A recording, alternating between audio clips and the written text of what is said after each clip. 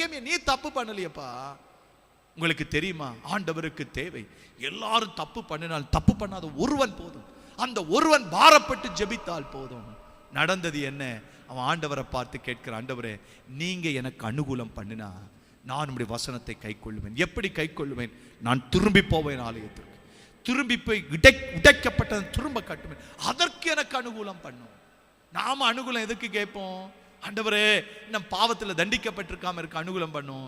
ஆண்டவரே இந்த தப்பை பண்ற அதுக்கு அனுகூலம் பண்ணும் என்று கேட்பான். வேதம் சொல்லுகிறது, நீர் எனக்கு அனுகூலமாயிருந்து என்னை பிழைக்க பண்ணும். அப்படி பிழைக்க பண்ணும் வசனத்தை கை கொள்வேன். நாம் சில காரியத்தை கர்த்தருக்கு என்று தைரியமாய் செய்ய வேண்டும் என்றால் தேவ அனுகூலம் நமக்கு வேண்டும். தேவன் அனுகூலம் செய்வதே கர்த்தருடைய வார்த்தையை நம் கீழ்ப்படிவதற்காக. நடந்தது என்ன?